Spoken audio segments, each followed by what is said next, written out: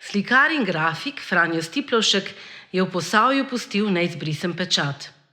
Pred drugo svetovno vojno je živel v Krškem, kjer je deloval kot učitelj na meščanski šoli in sodeloval pri nastanku prve muzejske zbirke v Posavju. Po vojni je bil zaslužen za ustanovitev Posavskega muzeja Brežice leta 1949 v gradu Brežice. Muzej je prva ustanova, ki v svojem imenu nosi regijo Posavje. Kot učitelj risanja na meščanski šoli Krško je leta 1934 ustvaril zemljevid krškega okraja in ta je ostal učni pripomoček pri pouku zemljepisa tudi na brežiški gimnaziji po letu 1945.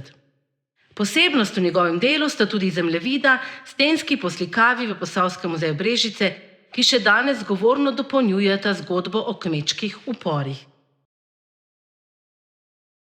Zemljevid krškega okraja prikazuje območje, ki je obsegalo ozemlje večjega dela današnje mestne občine Krško in občine Sevnica, del občin Brežice in Kostanjevice na Krki ter manjšega dela občine Radeče. V širino meri 250 in višino 172 cm ter je vpet na podokvir iz lesa iglavca. Z barvami na vodni osnovi je naslikan na bombažnem platnu.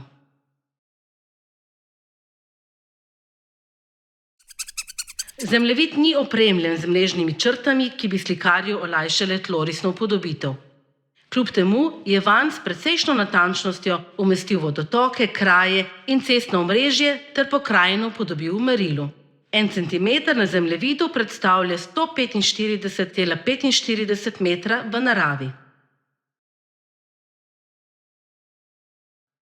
Zemljevid je ustvarjen kot grafični in ne kot kartografski prikaz Posavja.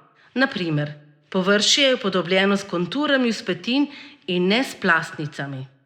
Skladno s kartografskimi načeli zemljevidu manjkajo nekateri elementi: naslov, legenda, merilo, avtor, topinska mreža, letnica izdelave, kartografski znaki in poimenovanje naravnih enot.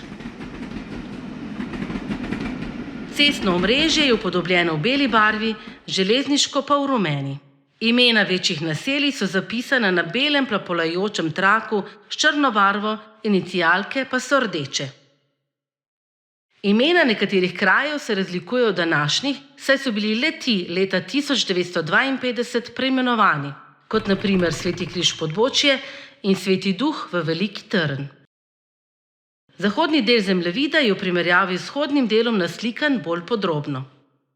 Od vseh krajev je Krško, kjer je bil zemljevid ustvarjen in kjer je Stiplovšek živel, upodobljeno z največ podrobnostmi.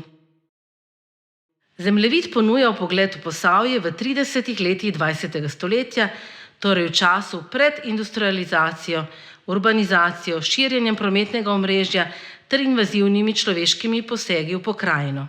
Hkrati pa prikazuje elemente, ki v sodobnosti ni več, kot so na primer številni rečni rokavi med Krškim in Brežicami.